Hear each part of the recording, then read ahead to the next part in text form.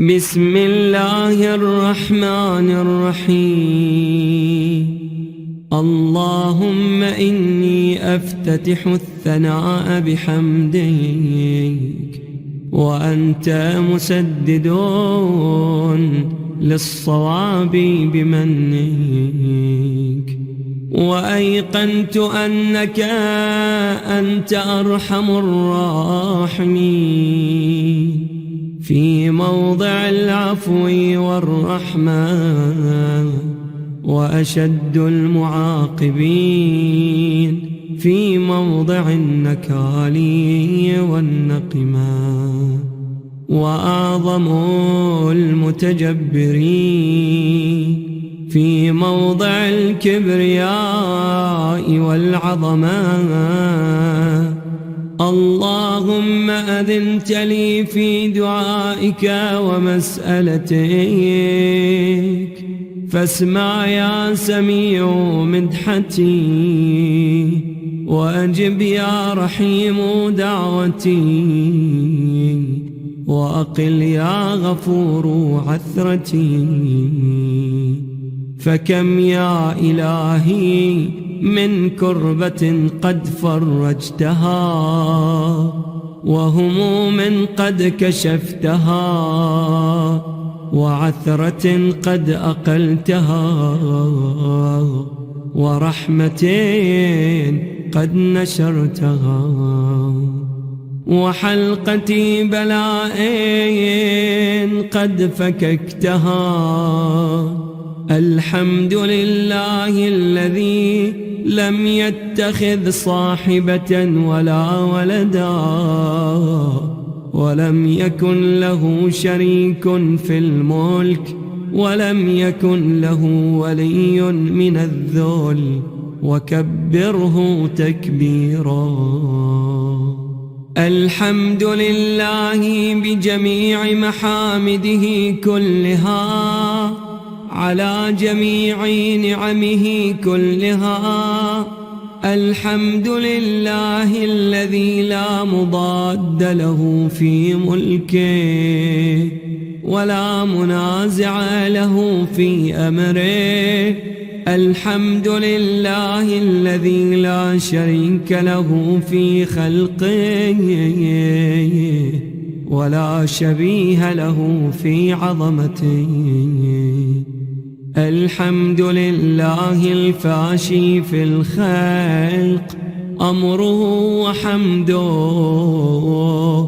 الظاهر بالكرم مجده، الباسط بالجود يداه، الذي لا تنقص خزائنه، ولا تزيده كثرة العطاء إلا جودا وكرما. إنه هو العزيز الوهاب. اللهم إني أسألك قليلا من كثير، مع حاجة بي إليه عظيمة، وغناك عنه قديم، وهو عندي كثير، وهو عليك سهل يسير. اللهم إن عفوك عن ذنبي، وتجاوزك عن خطيئتي، وصفحك عن ظلمي، وسترك على قبيح عملي، وحلمك عن كثير جرمي، عندما كان من خطئي وعمدي. أطمعني في أن أسألك ما لا أستوجبه منك، الذي رزقتني من رحمتك، وأريتني من قدرتك، وعرفتني من إجابتك، فصرت أدعوك آمنا، وأسألك مستأنسا، لا خائفا ولا وجلا، مدلا عليك فيما قصدت فيه إليك. فإن أبطأ عني عتبت بجهلي عليك، ولعل الذي أبطأ عني هو خير لي لعلمك بعاقبة الأمور. فلم أر مولا كريما أصبر على عبد لئيم منك علي يا رب. إنك تدعوني فأولي عنك، وتتحبب إلي فأتبغض إليك، وتتودد إلي فلا أقبل منك، كأن لي التطول عليك، فلم يمنعك ذلك من الرحمة لي والإحسان إلي والتفضل علي بجودك وكرمك. فارحم عبدك الجاهل وجد عليه بفضل إحسانك، إنك جواد كريم. الحمد لله مالك الملك مجري الفلك مسخر الرياح فالق الإصباح ديان الدين رب العالمين. الحمد لله على حلمه بعد علمه، والحمد لله على عفوه بعد قدرته، والحمد لله على طول أناته في غضبه، وهو قادر على ما يريد. الحمد لله خالق الخلق باسط الرزق فالق الإصباح ذي الجلال والإكرام والفضل والإنعام، الذي بعد فلا يرى وقرب فشهد النجوى، تبارك وتعالى. الحمد لله الذي ليس له منازع يعادله، ولا شبيه يشاكله، ولا ظهير يعاضده. قهر بعزته الأعزاء وتواضع لعظمته العظماء، فبلغ بقدرته ما يشاء. الحمد لله الذي يجيبني حين أناديه، ويستر علي كل عورة وأنا أعصيه، ويعظم النعمة علي فلا أجازي. فكم من موهبة هنيئة قد أعطاني، وعظيمة مخوفة قد كفاني، وبهجة مونقة قد أراني. فأثني عليه حامدا وأذكره مسبحا. الحمد لله الذي لا يهتك حجابه، ولا يغلق بابه، ولا يرد سائله، ولا يخيب آمله. الحمد لله الذي يؤمن الخائفين وينجي الصالحين، ويرفع المستضعفين، ويضع المستكبرين، ويهلك ملوكا ويستخلف آخرين. والحمد لله قاصم الجبارين مبير الظالمين مدرك الهاربين نكال الظالمين صريخ المستصرخين. موضع حاجات الطالبين، معتمد المؤمنين. الحمد لله الذي من خشيته ترعد السماء وسكانها، وترجف الأرض وعمارها، وتموج البحار ومن يسبح في غمراتها. الحمد لله الذي هدانا لهذا، وما كنا لنهتدي لولا أن هدانا الله.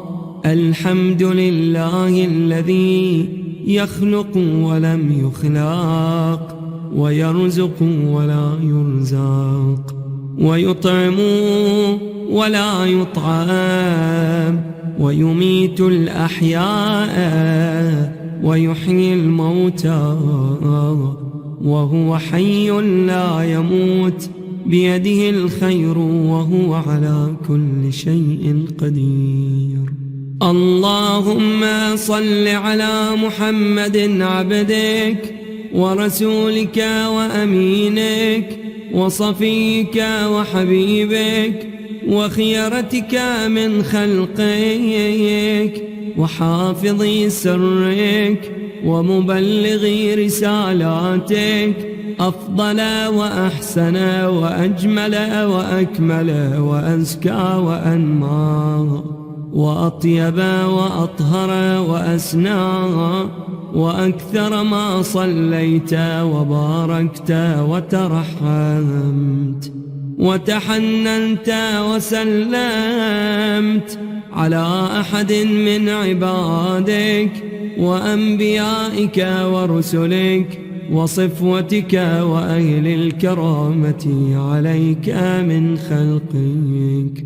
اللهم وصل على علي أمير المؤمنين ووصي رسول رب العالمين، عبدك ووليك وأخي رسولك وحجتك على خلقك وآيتك الكبرى والنبأ العظيم. وصل على الصديقة الطاهرة فاطمة سيدة نساء العالمين. وصل على صبطي الرحمة وإمامي الهدى الحسن والحسين سيدي شباب أهل الجنة. وصل على أئمة المسلمين علي بن الحسين ومحمد بن علي وجعفر بن محمد وموسى بن جعفر وعلي بن موسى ومحمد بن علي وعلي بن محمد والحسن بن علي والخلف الهادي المهدي، حججك على عبادك وأمنائك في بلادك صلاة كثيرة دائمة. اللهم وصل على ولي أمرك القائم المؤمل والعدل المنتظر، وحفه بملائكتك المقربين، وأيده بروح القدس يا رب العالمين. اللهم اجعله الداعي إلى كتابك والقائم بدينك، استخلفه في الأرض كما استخلفت الذين من قبله، مكن له دينه الذي ارتضيته له، أبدله من بعد خوفه أمنا، يعبدك لا يشرك بك شيئا. اللهم أعزه وأعزز به، وانصره وانتصر به، وانصره نصرا عزيزا، وافتح له فتحا يسيرا، واجعل له من لدنك سلطانا نصيرا. اللهم أظهر به دينك وسنة نبيك حتى لا يستخفي بشيء من الحق مخافة أحد من الخلق. اللهم إنا نرغب إليك في دولة كريمة تعز بها الإسلام وأهله وتذل بها النفاق وأهله، وتجعلنا فيها من الدعاة إلى طاعتك والقادة إلى سبيلك، وترزقنا بها كرامة الدنيا والآخرة. اللهم ما عرفتنا من الحق فحملناه، وما قصرنا عنه فبلغناه. اللهم المم به شعثنا واشعب به صدعنا وارتق به فتقنا وكثر به قلتنا وأعزز به ذلتنا وأغن به عائلنا واقض به عن مغرمنا واجبر به فقرنا وسد به خلتنا ويسر به عسرنا وبيض به وجوهنا وفك به أسرنا وأنجح به طلبتنا وأنجز به مواعيدنا واستجب به دعوتنا وأعطنا به سؤلنا وبلغنا به من الدنيا والآخرة آمالنا وأعطنا به فوق رغبتنا يا خير المسؤولين وأوسع المعطين. اشف به صدورنا وأذهب به غيظ قلوبنا واهدنا به لما اختلف فيه من الحق بإذنك، إنك تهدي من تشاء إلى صراط مستقيم. وانصرنا به على عدوك وعدونا إله الحق آمين. اللهم إنا نشكو إليك فقد نبينا صلواتك عليه وآله وغيبة ولينا وكثرة عدونا وقلة عددنا وشدة الفتن بنا وتظاهر الزمان علينا. فصل على محمد وآله وأعنا على ذلك بفتح منك تعجله وبضر تكشفه ونصر تعزه وسلطان حق تظهره ورحمة منك تجللناها وعافية منك تلبسناها برحمتك يا أرحم الراحمين. صل على محمد وآله الطاهرين.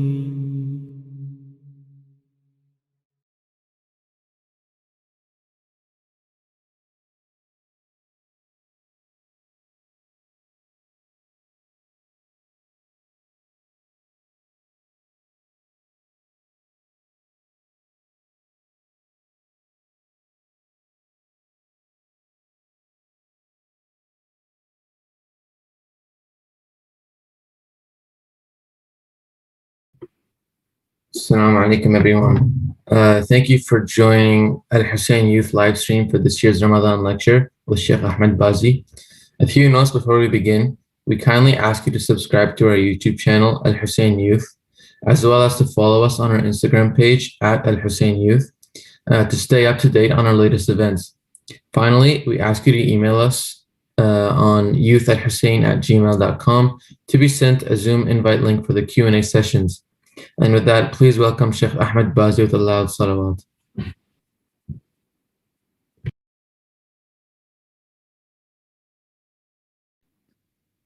اللهم صل على محمد وآل محمد. أحسن، جزاك الله خير.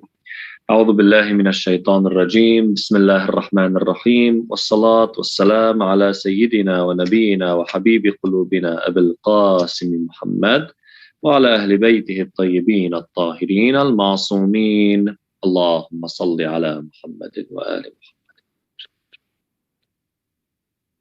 Assalamu alaikum wa rahmatullahi wa barakatuh. My dear brothers and sisters, may Allah subhanahu wa ta'ala accept your a'mal, accept your salat, accept your sawm, and make you from those who benefit from this month, and make us from those who win in this month and not from those that lose.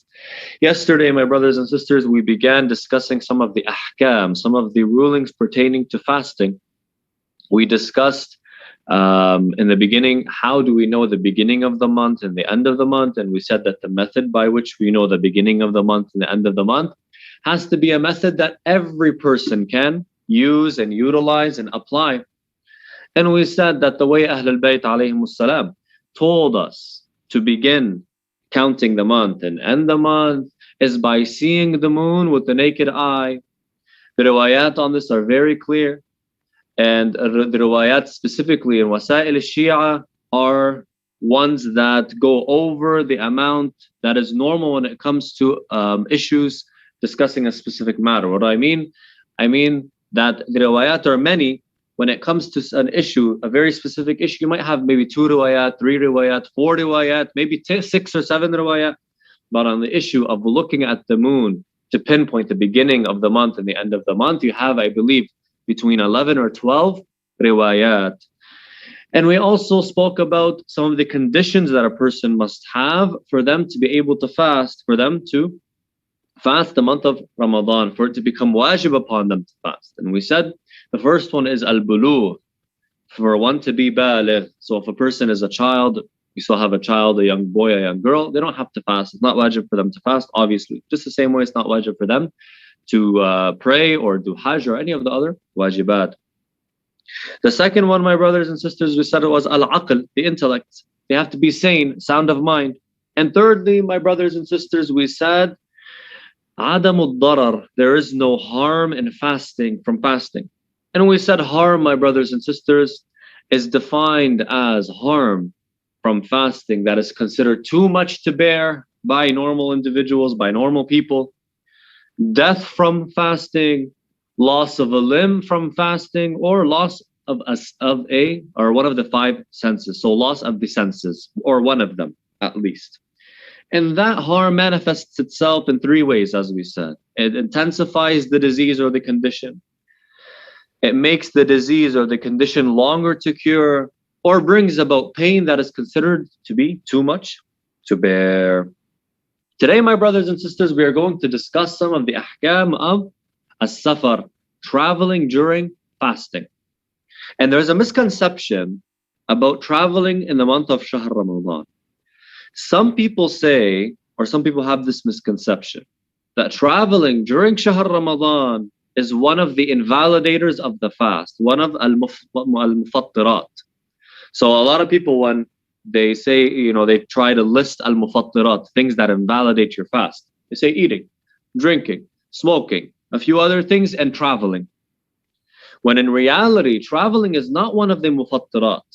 Traveling is not one of the things that breaks your fast specifically. No. Traveling, my brothers and sisters, is not one of the mufattirat. Rather, being in your home city is one of the conditions for you to fast. You have to have that condition for you to fast, being in your home city or a place that you're staying for 10 days or more.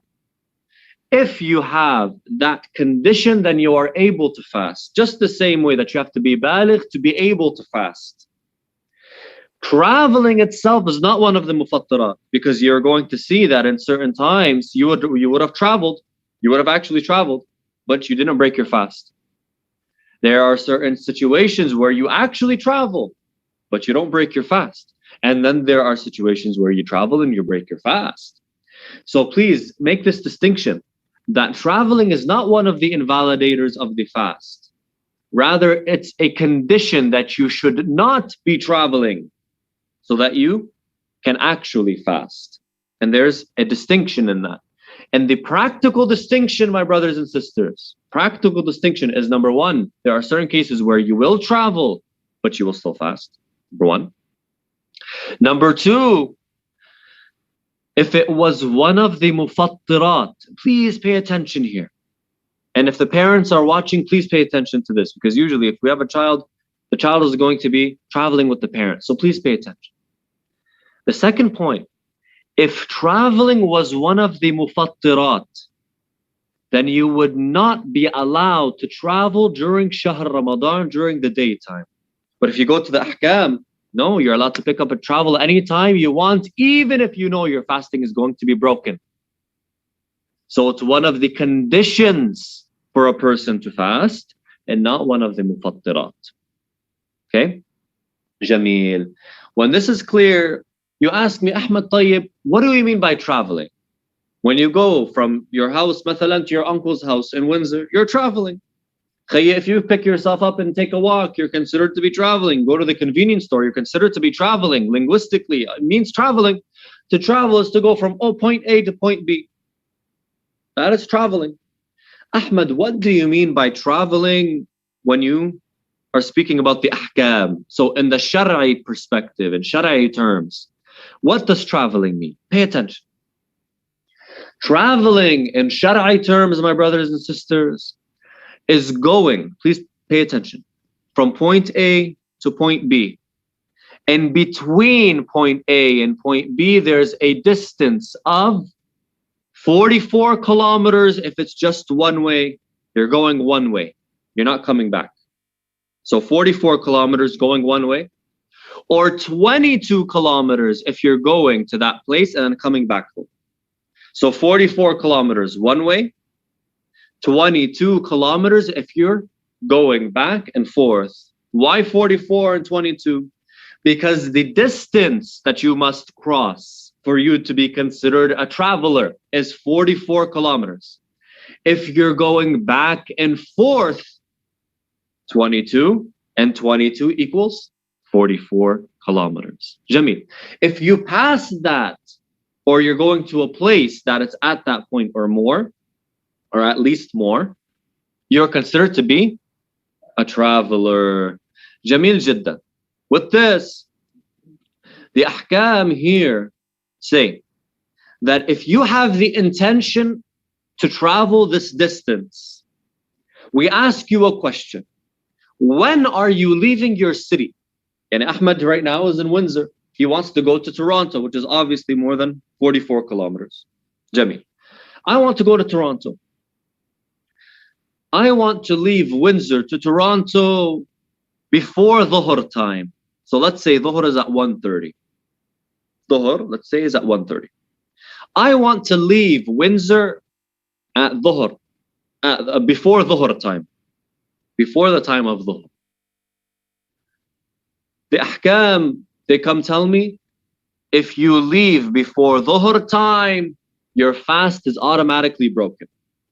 Yani, you have to eat, or you can eat and can drink, and even if you don't eat and you don't drink, you have to redo that day. So I leave at 10 a.m. I leave Windsor at 10 a.m. going towards Toronto. I have my intention to go towards Toronto. Yes? When I leave at 10 a.m., I leave Windsor, I pass a distance outside of Windsor, which we'll discuss in a little bit. I can break my fast after that distance. And even if I stay fasting up until I get to Toronto, that day I must redo after Shahr Ramadan.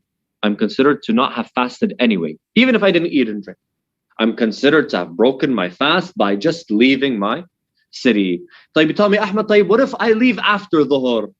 I tell you, if you leave after Dhuhr, You are still a traveler. You're a musafir. But you must complete that day. You must complete your fast. You can't break your fast. You tell me, Ahmad, okay, Jamil, you mentioned something about a distance outside of Windsor. I didn't get what that was. I'll tell you, okay, listen. Let's say I want to travel outside of Windsor. I want to travel outside of Windsor to Toronto. Hello. I leave Windsor at 10 a.m. The borders of Windsor, let's say, are here, right here. This is the border of Windsor. So right here is the border of Windsor. Okay. Can I start to eat and drink right outside the border of Windsor? So right when I get to the border itself of Windsor, can I start my eating and drinking? Do I have to get to Toronto to start eating and drinking? Where can I start eating and drinking on the way? This is a good question. Very good question. Answer is, my brothers and sisters, there's a place in between Windsor and Toronto, or Windsor and wherever you're going to, wherever it is, your home city, and wherever you are going towards, called Hadd al-Tarakhus. And I'm giving these ahkam for the parents specifically, for the older crowd that are able to travel and able to drive and able to go away, because these are very important ahkam, so please listen. There's a place called Hadd al-Tarakhus. Like, what's Hadd al-Tarakhus? Hadd al-Tarakhus is the place where after that point, you are able to break your fast and pray qasr. Break your fast in Shahr Ramadan and pray qasr. Pray Salat al-Dhuhr instead of 4 rakat, pray 2 rakat. But here we're talking about Shahr Ramadan, so we'll stick to fasting. Where is Hadd al-Tarakhus, my brothers and sisters? Hadd al-Tarakhus in the Sharia has a certain way to identify it. But if you want, for simplicity's sake, just for simplicity's sake, wait 7 or 8 kilometers after the border of the city. So let's say the border of the city is here. 7 or 8 kilometers away from the border of the city would be Hadd al-Tarakhus. That's a good enough distance for Hadd al-Tarakhus. If you wait that much, you're going to be good. And it's probably even much more than Hadd al-Tarakhus, but 7 or 8 kilometers after would be Hadd al-Tarakhus, you're good. You would have passed Hadd al-Tarakhus for sure. Jameel. Now that we understand the distances, how we travel, and things that relate to the distance, and the method by which we are considered to be a traveler, a question comes up a lot. And that is, Ahmad, what if I don't need to travel? What if there's no excuse for me to travel? Yani, I'd like to travel, or there's a reason why I'm traveling, but it's not an emergency case. It's not a darura. I don't have to. I can keep it till after Shahr Ramadan, no problem. Mathalan, I'm searching for a new car. I want to buy a new car. I find a new car in Toronto. I'm in Windsor. I can travel up to Toronto today, but I have a car. Yani I can wait. Or I can travel up to Toronto in a month's time after Shahr Ramadan.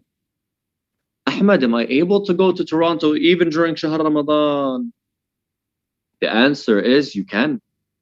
And that's the difference between the invalidator of the fast, al-mufattir, and traveling being merely a condition. If it was a mufattir, then you wouldn't be allowed to travel. You would have to stay in your home city. But because it's a condition for the fast, you're able to travel. So if you tell me, Ahmad, I have a test, and it's easier for me to do the test if I'm not fasting. Can I travel? Yes, you can. You absolutely can. You can travel, iftar, break your fast on something, and then come back and do your test, no problem. You tell me, Ahmad, this day I'm feeling tired. I don't have anything, but I'm just tired. My body is tired from fasting 10 days. I've been fasting for 10 full days and I'm tired. I want to take a day break. Can I travel and come back? You'll be surprised. Yes, you can.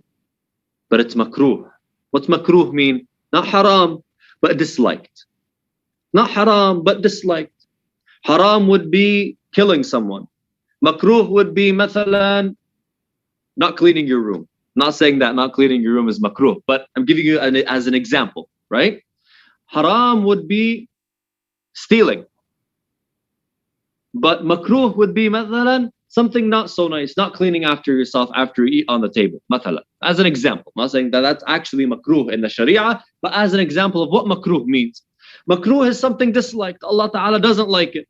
It's not good, but it's not haram. So you're able to do it. You're allowed to do it. To travel during Shahr Ramadan in the first 20 days just for raha, just to rest, is makruh. But traveling to break your fast in the last 10 days for just to rest is okay. It's not makruh anymore. And this is one thing that people don't know. Traveling in the last 10 days just to take a break from fasting one day, mathalan, is not makruh. It's not makruh anymore. It's allowed and there's no karaha. It's not disliked. Jameel. So you are able to pick up and leave. Travel the required distance. Break your fast and come back and you can take a rest. Is it something that you should be doing a lot or should be doing if there's no reason for it? No, you shouldn't. Not because it's haram or makruh. Put those aside for a second. But because of the immense blessings of Shahr Ramadan that you would be missing out on. Imagine you are able, mathalan, you are able to do a small task.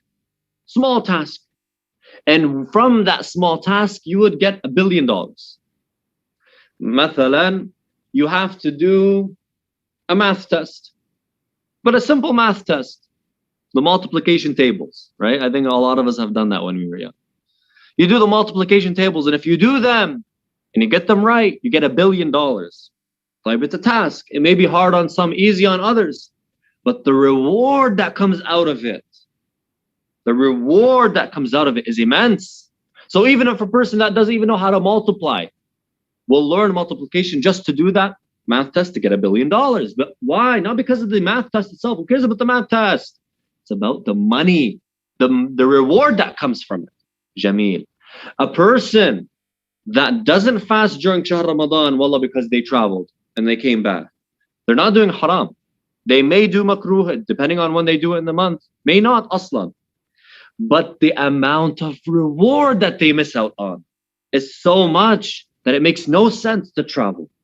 Yes, if there's a darura, you have an appointment in London, a doctor's appointment in London, Ontario, yeah. And you must go, okay, go. That is enough of a reason to go. Would you miss out on some of the blessings of Shahr Ramadan? Maybe. Maybe Allah Ta'ala will give it to you because your intention was to fast, but you had to go. Maybe Allah Ta'ala will reward you for your intention. But somebody who says, well, I would just want to take a rest. I want to go to a restaurant in Toronto. I want to relax and do this and do that for a day. No, this person is missing out on the blessings of Shahr Ramadan. Not doing haram, but they're missing out on the blessings. But if a person wanted to leave or had to leave, they had a test, a huge test, they wanted to leave and then come back, how would they do it? We already know they must leave before the dhuhr time. Number one. Number two, they must break their fast. Please listen. They must break their fast outside of the city before coming back. This is very important. If you leave and you want to break your fast, then come back. You leave before the dhuhr, break your fast outside of the city, and then come back. If you don't break your fast outside of the city and you come back to the city before dhuhr time, you must continue that day. I'm going to repeat it. I leave before dhuhr. I go to the designated area. I go to London, mathalan, or Toronto, whatever. Toronto, it's quite a ways away. London, Ontario. And I come back to Windsor before dhuhr time, so before 1:30, and I didn't break my fast when I was outside of Windsor. I must continue that day. So I can't break my fast. If I leave before dhuhr, I go to London, but I come back this time having broken my fast outside of the city, then I'm good. Or I didn't break my fast outside of the city, but I came back after Dhuhr time. I came back to Windsor after 1:30. That day is gone. I'm muftar. So even if I stayed not eating, not drinking up until Maghrib time of that same day, I have to redo that. I'm considered to be muftar on that day. Jamil jidda. All of these ahkam are pertaining to a person that is traveling to a place and staying there for a day, mathalan 2 days. Yes? But if a person is traveling to a place and staying there 10 days or more, staying in that place for 10 days or more, then no, the ahkam are a little different. The ahkam are a little different. So let's say I'm in Windsor, I'm traveling to Toronto, and I have the intention to stay in Toronto for 10 days or more. While I'm in Toronto, I want to stay there for 10 days or more. طيب, I leave Windsor مثلا at 10 a.m. and it's before Dhuhr, yes? So on the way, I break my fast. I get to Toronto, good. I'm not fasting, so I'm relaxed. I'm chilling. Good. I'm chilling. That's what we say. SubhanAllah, it just came out. Sallallahu Muhammad. A lot of times I'm describing these ahkam to my friends, mathalan, to guys that are my age. So I used slang that that they use. So we're chilling. Okay. So in Toronto, we're chilling. Okay. So we're not breaking our fast. Hello? Or sorry, we're in Toronto. We broke our fast on the first day. I'm staying in Toronto for 10 days. Staying in Toronto for 10 days. So the next day, do I fast or do I break my fast? At first thought, you say, well, Ahmad, you're still traveling, so you should break your fast. The answer is no, because I'm staying in Toronto for 10 days. Because I'm staying in Toronto for 10 days, I must fast those 10 days. But if I'm staying 9 days or less in Toronto, then I'm not allowed to fast during that time period. And even if I stay away from food and drink and all of the other mufattirat, I must redo those 9 days after Shahr Ramadan. And this is what we call al-iqamah. 10 days is what we call al-iqamah, staying in a certain place for a span of 10 days or more. That is what we call iqamah. If you are staying for 10 days and have the intention that you're going to stay for 10 days in that one place, then you must fast and you must do your salat normally. Pray your 4 rak'at salawat as 4 rak'at instead of 2.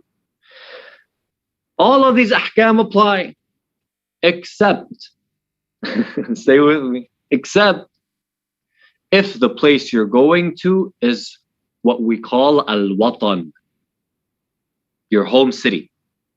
Let's say you have 2 home cities. You have Windsor, where let's say you were born in Windsor. And at the moment, you live in Toronto. So let's say you were a student, or you're a student, you were born in Windsor, Ontario, but you're going to university in Toronto, Ontario. But you plan to return back to Windsor. You have technically 2 home cities, Windsor and Toronto. Okay? If you're going from, in this case, Toronto to Windsor, you're going to visit your family, method, and you're planning to stay there for 3 days, not 10. Then even though you're staying for those 3 days only, you would still fast and still pray tamam. You would still fast. Why? Because you're going to your home city. You're not traveling anymore, right? On the way, you can break your fast, no problem. If you leave before Dhuhr time, yes, you can break your fast. But if you're staying in your home city, you're not a traveler anymore. So you fast normally. I know I gave a lot of information. But take the basics, take just the main points, and inshallah ta'ala, as long as you know the main points, you can get by. If there's any situation that comes up and you don't know, ask the scholar of your city. Ask, maybe leave it to the question and answer session that we will have soon, and inshallah I can answer the questions. But most of these ahkam are directed towards the parents and directed towards the older brothers and sisters that are traveling and that are able to travel, because usually if they have children with them, the children just follow what the parents do anyway. So if the parent doesn't know the hukum, the child is not going to know the hukum. Okay, so most of these ahkam were directed at the older crowd, but if you're from the younger crowd, take the main points. That if you're fasting, you're allowed to travel. If you travel before dhuhr time, you must break your fast.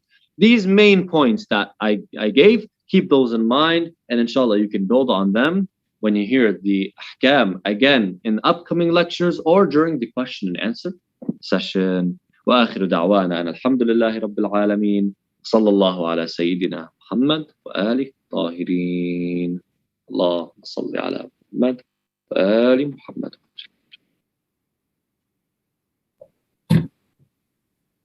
Thank you, Sheikh Ahmad Bazzi, for enlightening us. And thank you, everyone, for listening.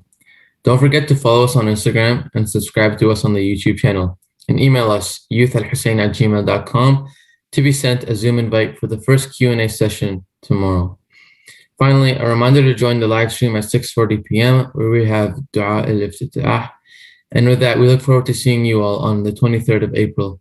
Thank you. Assalamu alaikum.